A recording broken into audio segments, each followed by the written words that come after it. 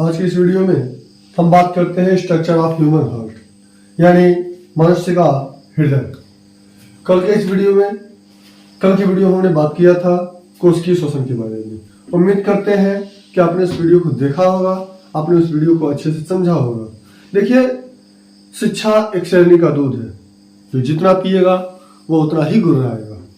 तो आप वीडियो को जितना ही बार देखेंगे, आप किसी भी टॉपिक को जितना बार समझेंगे, उतना बार आपको कुछ ना कुछ नया जरूर मिलेगा।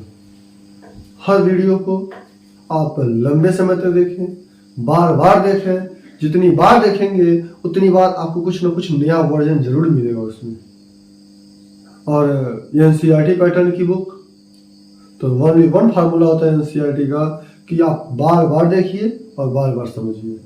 एनसीईआरटी पैटर्न की जितनी भी बुकें आती हैं या एनसीईआरटी पैटर्न के जितने भी सिलेबस पढ़ाए जाते हैं, उस सिलेबस में बार बार एक ही चीजों को दोहराया जाता है। क्यों?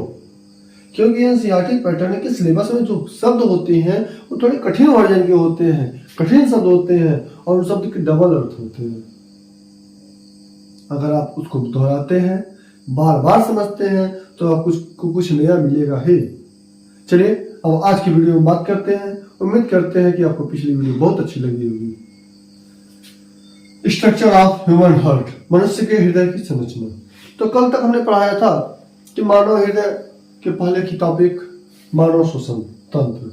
तो श्वसन तंत्र में बताया था कि श्वसन क्या होते हैं, सांस लेना क्या होते हैं, और श्वसन में कौन कौन से अंग होते हैं, कोशिकीय श्वसन क्या होता है, ये सभी चीजों को हमने पढ़ा दिया था। अब आज की वीडियो में हम बात करते हैं मानव हृदय की संरचना। तो मानव हृदय की सबसे पहली बाहरी संरचना से देखते हैं। संरचना की बात करेंगे तो स्ट्रक्चर की बात करेंगे तो स्ट्रक्चर दो प्रकार के होते हैं। एक होता है इंटरनल स्ट्रक्चर, एक होता है एक्सटर्नल स्ट्रक्चर। यानी एक होता है बाहरी संरचना, एक होता है आंतरिक संरचना। यानी मान लो हम बाहर दिखा दिए कि ये हृदय है, बाहर से दिखा दिए कि हृदय है, तो ये बाहरी संरचना हुई। और जब उसके अंदर की बात करेंगे तो वो होगा आंतरिक संरचना। तो चलिए बाहरी संरचना पहले समझते हैं। फिर आंतरिक का बना देते हैं।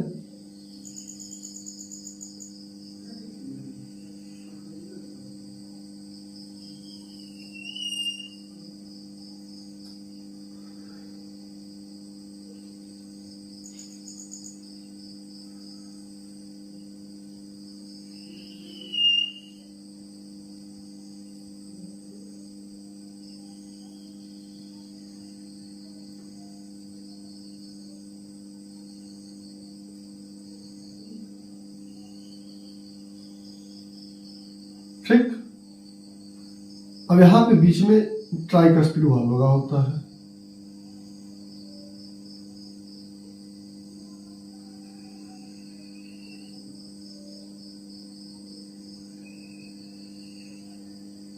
इस तरह से होता है और यहां पे सिराएं लगी होती है। क्या लगा होता है? सिराएं। ठीक, अब इधर की तरफ बात करते हैं तो इधर पे बाइकस्पिड वाल्व होते हैं।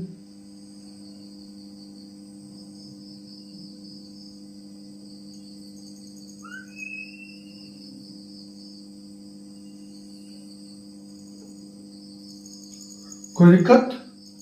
चलिए समझते हैं इसको। तो मनुष्य का हृदय की बाहरी संरचना से बात करें तो मनुष्य का हृदय का वजन 300 ग्राम का होता है, 300 से 350 ग्राम। महिलाओं में हृदय का वजन थोड़ा कम होता है। पुरुष के हृदय की संरचना 3 से 8 सेंटीमीटर मोटी और 10 से 13 सेंटीमीटर लंबी होती है। मनुष्य का हृदय गुलाबी रंग का होता है, या हल्का कत्थई कह सकते हैं, या बैंगनी रंग का होता है। तो चलिए लिखते हैं। तो हृदय की संरचना में सबसे पहला पॉइंट कि वजन कितना होता है? 300 से 350 ग्राम। दूसरा पॉइंट कि मानव हृदय की लंबाई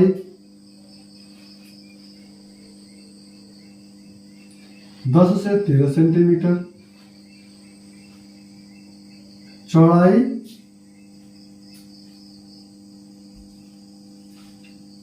8 से 10 सेंटीमीटर, चौथा होता है रंग, तो कत्थई, गुलाबी या बैंगनी। ठीक है, पांचवा पॉइंट देख लेते हैं। तो यह कहाँ होता है?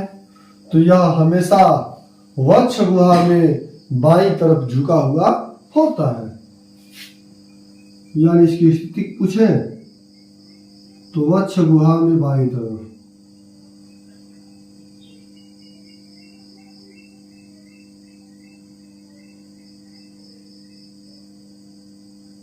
लिख लीजिए। चलिए, ये तो क्या स्ट्रक्चर, मतलब आउटर स्ट्रक्चर, इसको समझने के बाद में चलिए अब आते हैं पॉइंट पे। आप इसका स्क्रीनशॉट ले लीजिए, इसको मिटा दें।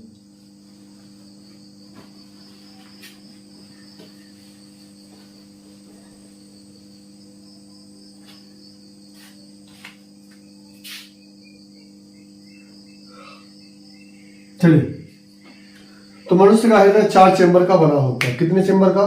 4 चेंबर का मिलके बना होता है। तो नीचे वाले को हम क्या बोलते हैं, ऊपर वाले को क्या बोलते हैं? तो पहले हम ये देखते हैं कौन बाया कौन दाया है। तो यदि हम यहाँ खड़े होते हैं तो दाया कौन होगा? ये वाला कि ये वाला? ये वाला दाया होगा, ये वाला बाया होगा। तो ये वाला दाया भाग, ये वाला बाया भाग। ठीक, इसको लिखते हैं हम दाया भाग, इसको लिखते हैं बाया भाग। ठीक, अब नीचे वाले को हम क्या कहते हैं? निलय कहते हैं। क्या कहते हैं? निलय। तो दाया दाया की बात हुई तो दाया निलय, बाएं ओर की बात हुई तो बाया निलय। कोई दिक्कत? ऊपर वाले की बात करते हैं। ऊपर वाले को अलिंद बोलते हैं। क्या बोलते हैं? अलिंद। दाएं ओर की बात किए तो दाया अलिंद, बाएं ओर की बात किए तो बाया अलिंद कहलाता है। यहां तक तो आपको समझ में आ गया होगा। अगर कोई दिक्कत हो तो बता दीजिएगा। उसके बाद बात करते हैं, तो अब हमारे शरीर का स्ट्रक्चर की बात करते हैं। इसके ऊपर एक लेयर पाई जाती है, ये लेयर होता है, इसको हम बोलते हैं। इसके ऊपर एक लेयर और पाई जाती है, पहले उसको लिख लेते हैं। इस तरह का एक लेयर पाया जाता है। ठीक है, इस बाहरी लेयर को बोलते हैं पेरिकार्डियम। हृदय की बाहरी लेयर को हम पेरिकार्डियम बोलते हैं।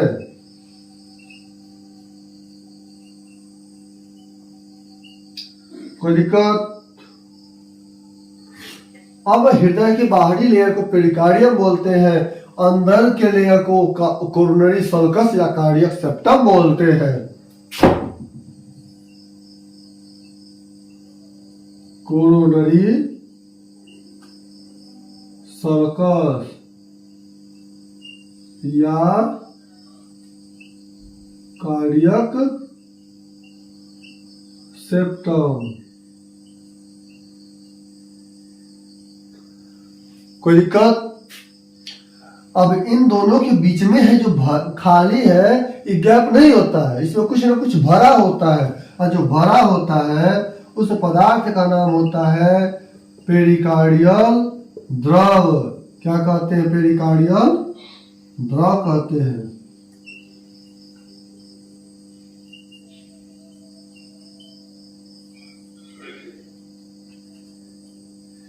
कोई दिक्कत? अब इसके बाद की बात करते हैं। इसके बाद की बात करते हैं तो इसको हम कार्डियक सेप्टम बोलते हैं, ये तो कंफर्म हुआ।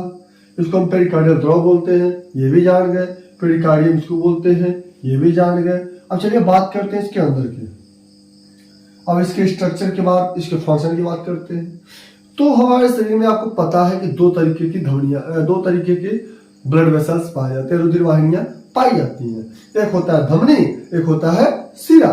तो धमनी के माध्यम से शुद्ध ब्लड हमारे शरीर में हर कोशिकाओं तक पहुंचता है, और शिरा के माध्यम से जो ब्लड खराब हो जाते हैं, जिस ब्लड में ऑक्सीजन नहीं होता है, अनऑक्सी ब्लड जो होते हैं, वह शिरा के माध्यम से कहाँ आते हैं? फिर हृदय में आता है।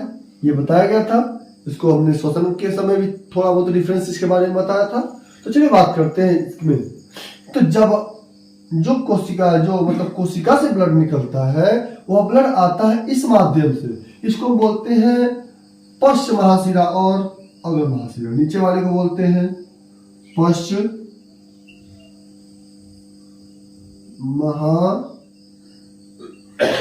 महाशिरा और ऊपर वाले को बोलते हैं अग्र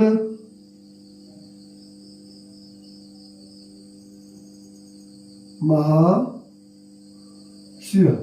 अब अग्र महाशिरा पश्च महाशिरा दो शिराएं होती हैं। अरे बात दिमाग के जेहन में एक कोने में जरूर जमा कर लीजिएगा कि जब भी ब्लड निकलता है तो खराब ब्लड हमेशा शिरा के माध्यम से जाता है और शुद्ध ब्लड हमेशा धमनियों के माध्यम से ही निकलता है। तो जब कोशिका से ब्लड निकला तो ब्लड आया कहाँ? महाशिरा में। अब पश्च महाशिरा में नीचे से जा रहा है तो पश्च महाशिरा में, ऊपर से आ रहा है तो अग्र महाशिरा में। ठीक है। और जब ब्लड जाता है ना तो यहां से आता है आया कि गिरता है कहाँ? दाएं अलिंद में। कहाँ गिरता है? दाएं अलिंद में। चलिए अब समझ लेते हैं। मान लीजिए आपको लग गया, कितना देर तक दबाएंगे? कब तो उठ के जाएंगे? अब पता चला कि बहुत ज्यादा हो गया, आप गए और ऐसे आपका ढक्कन है तुरंत तो मन खुल जाता है और जलता हो गया जो होना था। बड़ा दिक्कत होता है। तो वही हाल इसका है कि जब ब्लड आके इसमें भरा ना, दाएं अलिंद में आके भर गया। ठीक है। खराब ब्लड जो आया वो दाएं अलिंद में आके भर गया। और दाएं अलिंद फुल हो गया ना तो दाएं अलिंद में इस तरह से वाल पाई जाती है, ऐसे लगा होता है। और जब ब्लडवा इसमें जब भर जाएगा तो ढक्कनवा अपने आप खुल जाता है। क्या होता है? ढक्कनवा खुल जाता है। और जब ढक्कन खुलता है ना तो जितना ब्लडवा इसमें भरा होता है वो ब्लडवा यहाँ गिर जाता है इसमें। किसमें? दाएं निलय में। अब ब्लडवा तो इसमें था, वापस से ढक्कन खुल गया, ब्लडवा आ गया इसमें। और जब ब्लड इसमें आके गिरा तो इस ब्लड को यही नहीं रहेगा, इसको आगे बढ़ाना है कि नहीं बढ़ाना है।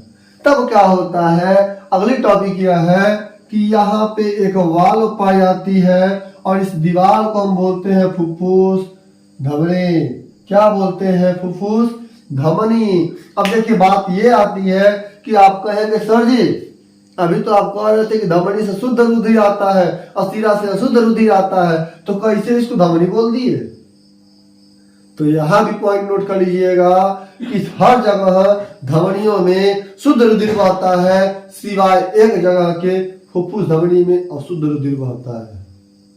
ठीक है। फिर कहेंगे सर जी आप कहे थे कि शिरा से अशुद्ध रुधिर आता है, तो यहाँ तो शिरा से शुद्ध रुधिर आता है। तो ये भी बात नोट कर लीजिएगा सर जी कि धमनी में अशुद्ध रुधिर आता है फुफ्फुस धमनी में और शुद्ध रुधिर आता है फुफ्फुस शिरा से। बाकी हर जगह अपवाद नहीं होता है। तो चलिए ठीक है। ये आया ब्लड में आके भर गया, टंकी फुल हो गया। उसके बाद क्या किया? 50 से पंप कर दिया। क्या किया?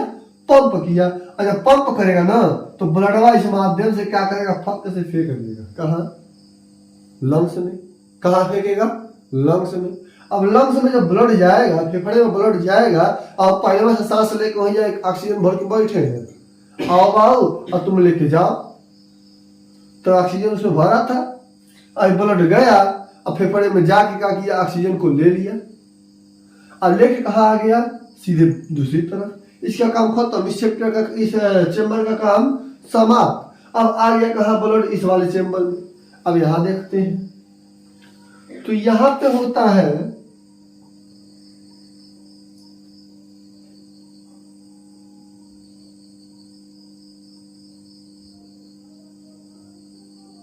इस तरह से लगा होता है, इसको हम कहते हैं फुफ्फुस शिरा। क्या बोलते हैं? फुफ्फुस शिरा। इसको हम बोलते हैं फुफ्फुस धमनी।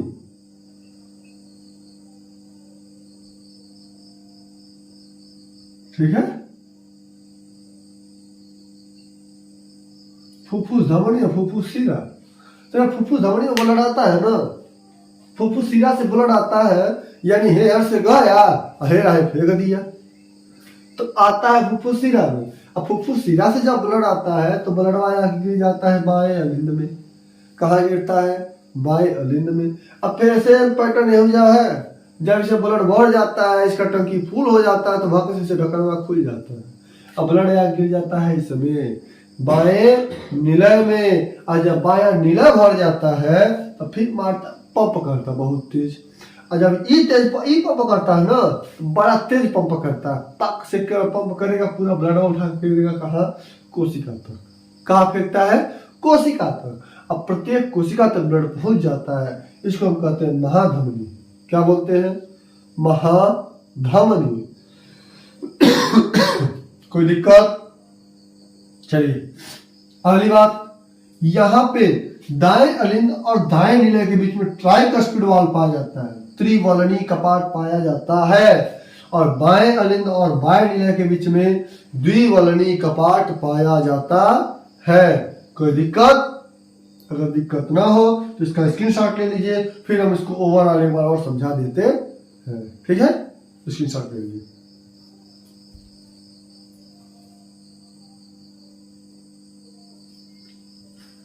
उम्मीद करते हैं कि आपने स्क्रीनशॉट ले लिया होगा। अब हम इसको मिटा देंगे, लेकिन मिटाने के पहले एक बार बता देते हैं, इसको समझ लीजिए।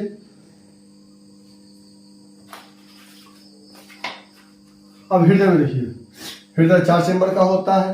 हृदय के 4 कक्ष होते हैं। एक एक कक्ष में ऊपर वाले को अलिंद और नीचे वाले को निलय बोलते हैं। बाएं तरफ की बात है तो बायां अलिंद बायां निलय, दाएं तरफ की बात है तो दायां अलिंद दायां निलय। खराब खून जो भी आता है, कोशिका से निकल के आता है या कहीं से निकल के आता है, वह ब्लड जब आता है तो आता कहाँ है? आपके दाएं अलिंद में। दायां अलिंद में ब्लड आता है, दाएं अलिंद से पंप करता है, दायां अलिंद ढक्कन खुल जाता है, ब्लड गिरता है दाएं निलय में, दायां निलय पंप करता है, ब्लड जाता है फेफड़े में, फेफड़े से फिर आता है बाएं अलिंद में, फिर बायां अलिंद से पंप खुलता है, फिर आ जाता है बाएं निलय में, बायां निलय पंप करता है, फिर ब्लड जाता है पूरे कोशिका में। यही तो है। इधर से आया, हाई से आया, इसमें भर गया, फिर हाई पंप किया, चला गया ऊपर, फिर यहाँ आ गया, फिर यहाँ से आया इसमें, और फिर हाई पंप किया तो चला गया पूरे शरीर में। बस यही है, ऐसे होता है पंप। दूसरा कोई सिस्टम तो है नहीं इसमें। बाकी जो कुछ भी है आपके सामने है। इसके बाहरी दीवार को क्या कहते हैं? पेरिकार्डियम बोलते हैं। भीतरी दीवार को क्या बोलते हैं? कोरोनरी सल्कस या कार्डियक सेप्टम बोलते हैं। अपवाद क्या है कि फुफ्फुस शिरा से शुद्ध रुधिर आता है और फुफ्फुस धमनी से अशुद्ध रुधिर जाता है। इसके बाएं अलिंद और बाएं निलय के बीच में त्रिवलनी कपाट पाए जाते हैं, और दाएं अलिंद और दाएं निलय के बीच में त्रिवलनी कपाट पाए जाते हैं, और बाएं अलिंद और बाएं निलय के बीच में द्विवलनी कपाट पाए जाते हैं। अब अगला क्वेश्चन ये आता है कि पंप कैसे करता है। तो इसको पंप करने के लिए यहाँ पे एक नोड पाया जाता है, जिसको हम कहते हैं SA नोड। क्या बोलते हैं? SA नोड, जिसके कारण ब्लड पंप करता है, हार्ट पंप करता है। और जब हार्ट पंप करता है तो लब की आवाज निकलती है, और जब रिलैक्स होता है तो डब की आवाज निकलती है। अब क्वेश्चन ये आता है कि जब हार्ट पंप करता है तो कैसे बोलता है?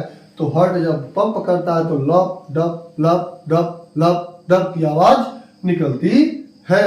SA नोड का काम क्या है? तो इसको इलेक्ट्रिक प्रदान करना, करंट प्रदान करना, जिससे यह पंप कर सके। एक हृदय 1 मिनट में 72 बार पंप करता है, और एक बार के पंप करने में 50 से 70 ml ब्लड पंप करता है। उम्मीद करते हैं कि आपको ये वीडियो बहुत अच्छे तरीके से समझ में आई होगी। जो चीजें समझ में ना आए उसको तुरंत कमेंट बॉक्स में लिख दीजिए, हम उसमें सुधार जरूर करेंगे और आपको पर्सनल मैसेज के माध्यम से भी समझा सकते हैं। यदि आपको ये वीडियो समझ में आई हो तो इस वीडियो को लाइक करें, शेयर करें और सब्सक्राइब करें, और ज्यादा से ज्यादा इसको रिवाइज करके पढ़ें। जितनी बार पढ़ेंगे उतनी बार कुछ ना कुछ नया मिलेगा, क्योंकि दिमाग में बात फिक्स रखिएगा कि education is the passport of future. जय हिंद।